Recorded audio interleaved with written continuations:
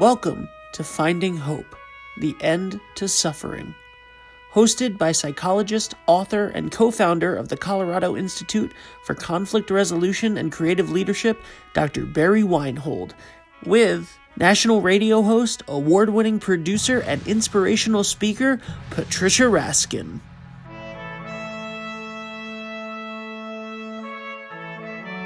Hi, everyone, and hello, Barry.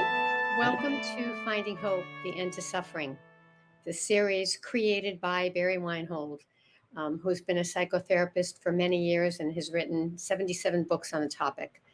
And Barry, thank you for creating this. And we're here to help people find hope through these amazing guests that we interview every single week. Well, thank you, Patricia. And we have a good guest this week. And why don't you just give us a little bio about who our guest is? So our guest was introduced to us last week. Her name is Karen Gedney, medical doctor, MD. She's an internal medicine specialist who in 1987 was the first woman doctor placed in a male medium security prison in Nevada. Against all odds, she stayed 3 decades and turned this into her calling. She's recognized in both the medical and correctional fields. She won the Heroes for Humanity Award in Nevada and was noted as one of the best in the business by the American Correctional Association. When Dr. Gedney retired from the prison system, she became an activist in prison reform movement, and she wrote her memoir, 30 Years Behind Bars, which is Trials of a Prison Doctor. Today, she advocates for prison reform and inspires individuals and groups to become involved in reforming the prison system. Welcome, Dr. Karen Gedney. Well, thank you very much for inviting me back. Yeah, well, I'm glad we get a chance to hear your story. I would like you to start, though, by telling us a little bit in our audience about how you got to be a prison doctor. Give us a little of the backstory of how you ended up being selected as a doctor, a female doctor in a male medium security prison. Well, let's just say I didn't grow up thinking I want to be a prison doctor. It actually was never in my mindset at all. But I was one of those poor kids, and I did everything on scholarships and work. And one of the scholarships was the National Health Service Corps Scholarship. I had to sign a contract that said, okay, the government's going to finance my medical school, and I will work 4 years somewhere in the US that doesn't have a doctor. Now, mind you, it never occurred to me that that would be a prison. Yeah. And when my internal medicine specialty was up, I was placed in Nevada because it was under major lawsuits at that time. For example, because you're involved in the whole psych world, Barry, Nevada was under suits where they're paranoid schizophrenic. It's a famous case, Taylor versus Wolf, where the inmate, paranoid schizophrenic, they really didn't have doctors, psychiatrists, and the officers didn't know what to do. So they would keep shooting him with birdshot and then tie him down and 4-point him. Then when he tired out, they'd let him up, and then he'd act up again. They'd shoot him with birdshot. And you can see that this ultimately went into the court systems, and for different reasons, Nevada was under literally, legal constraints, and the governor had to get a doctor. And in those days, it was very violent in the 80s in terms of Nevada prisons. So doctors didn't want to work there. Yeah. Plus, they didn't pay at all. And this is not an ideal work environment inside the prison. I mean, one of the prisons was built in 1862. You know what I mean? So so it was rough. But that's how I ended up there, really lawsuits. And they just placed you there and you had no choice. Yeah, basically, that's how it happened, because I was doing an internal medicine residency in Nevada, and I was a chief resident. So I was the one, sort of serendipity and location and et cetera. That's how I got put there.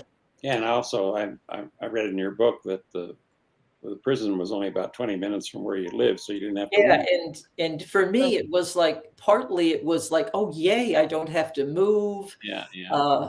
Yeah. But the other part was like, wow, I thought I'd be in a rural area or an inner city or something. Yeah, right. So Karen, how is prison medicine different from internal medicine in another setting? Well, one of the big things is in a prison, I was alone. In the outside world, doctors have access to uh, lots of specialists and peers and societies. I was very much out there by myself. That's one thing. The other thing is when you work in that environment, you're working not in a place that is really geared for medicine. It's a prison, which is bare bones to begin with. And then you have medical supplies that are, let's say, not the best at all. And you're basically saying, could you please construct a house? And here's 2 sticks for you.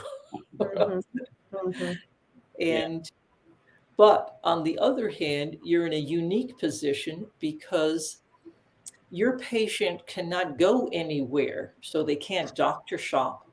Plus, you know more about them than any doctor ever in the outside world would know about their patient. I know where they live, what they eat, who their friends are, what they're up to, what work they're doing, and I watch them for years, sometimes decades. Yeah, that's the most It's very interesting. internal medicine people in their practice would never have that much contact with a patient.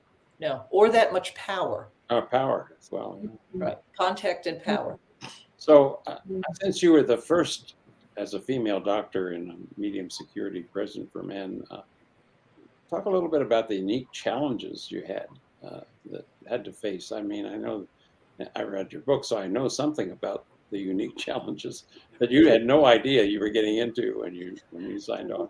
Yeah, and no, and you have the unique challenge of, first of all, here I am in my 30s, tall, blonde, and you go into an environment which is absolutely run by a male militaristic hierarchy that is not used to women. Right. And so you have sexism raise its head. Then on top of it, I was married to a 6'2" muscular Black male who was highly educated. And I lived in Carson City, Nevada. At that time, I moved to Carson to be closer to the prison. But I lived in Carson City, Nevada. And that place, which is the capital of Nevada, had no Black people. I mean, none, except when I brought my husband in. So I faced sexism and racism, and also this insecurity where you have individuals who have a high school education, are custody officers, have tremendous control in a prison, and then a doctor says, this person really needs this, and they're like, who are you to tell me what anyone needs? These people have nothing coming.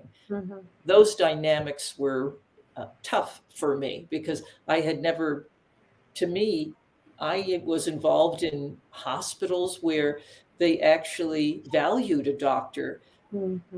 Yeah. For me in a prison, they looked at me as, one, an oddity, and two, because I was compassionate, they looked at me as a security risk. Oh. Right, as well. So what made you stay knowing all of that in the beginning? You said, listen, I can get into a hospital system where I don't have these challenges. Yeah, the biggest thing was I first had to do 4 years, and it never occurred to me to welsh on my contract.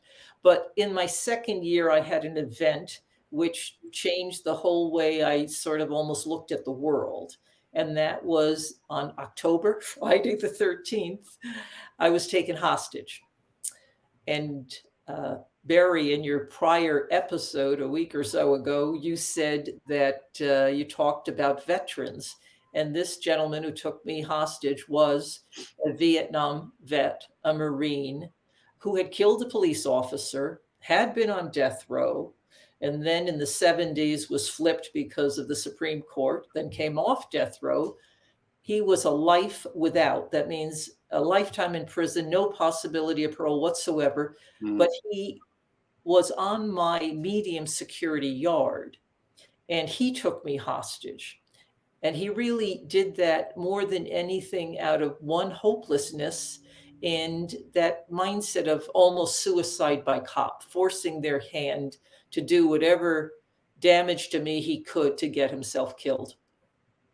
Wow, what an experience. And do you want to say more about that, or Barry, do you want to wait until another? How do you want to? That's all right. If you want to talk some more about what that experience was and what happened, I think it'd be interesting to the audience to know. Well, he came into my office, which was also my exam room, and the prison at that time really was not operated well at all in terms of security. So imagine you have somebody who used to be on death row comes in to see a female doctor at the end of a long gray hallway where she had a little office. So, and he brought with him basically supplies, which they never checked.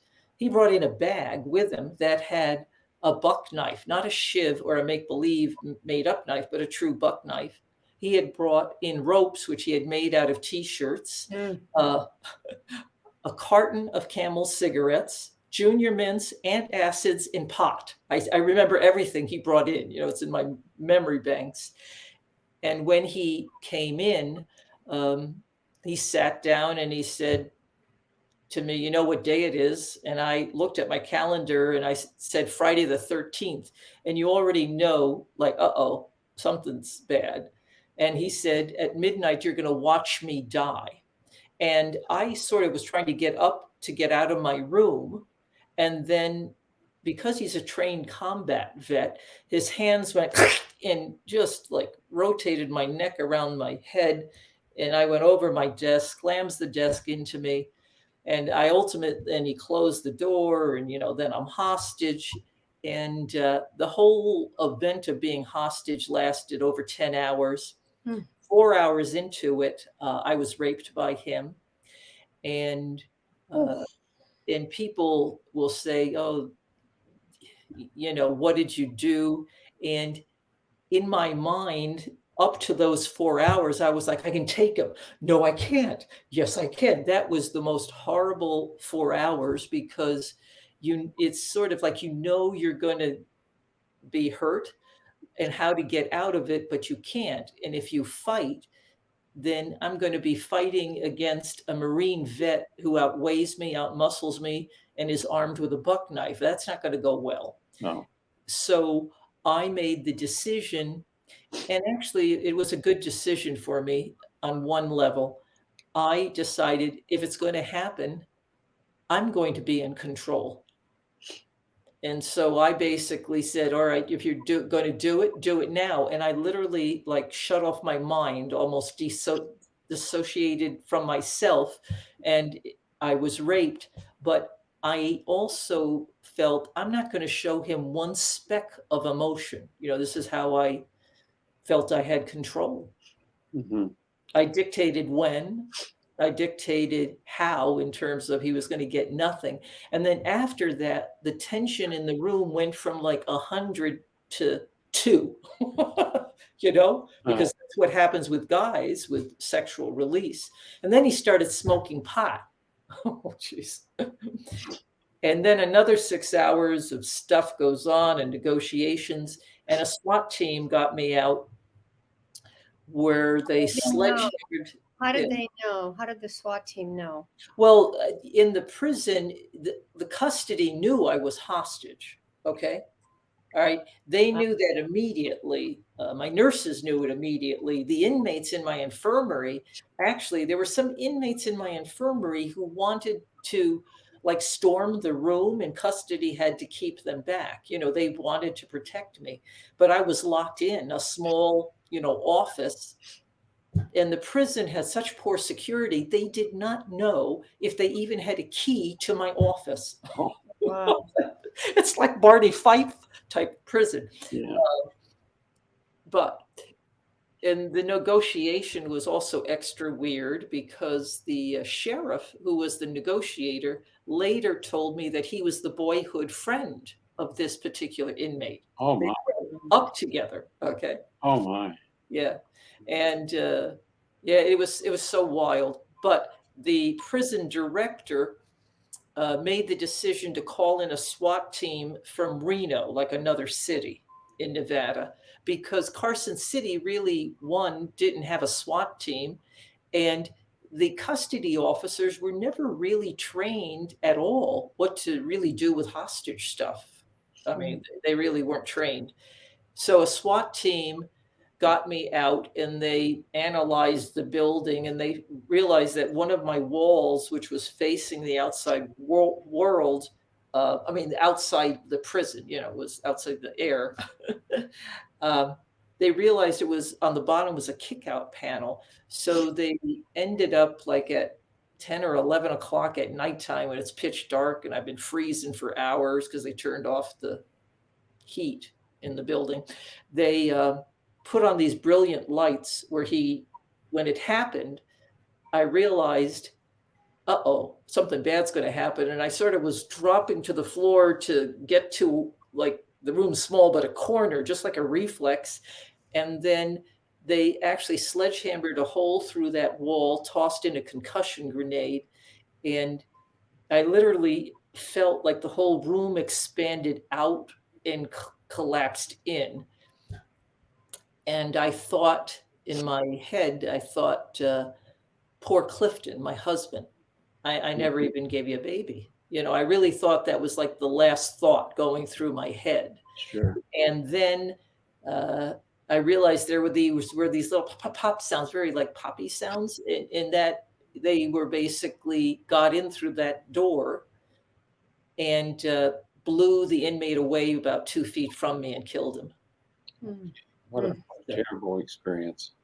Yeah, and I was in shock. Let me put it that way. I was in shock. Yeah, that's the question. We have about maybe 3 or 4 more minutes, and then we'll wait until next week. But yes, the question I have here is now you're in total shock. Yeah, absolutely. How lead us to some sort of place with how you got through the shock, and then next week we'll pick it up certainly more.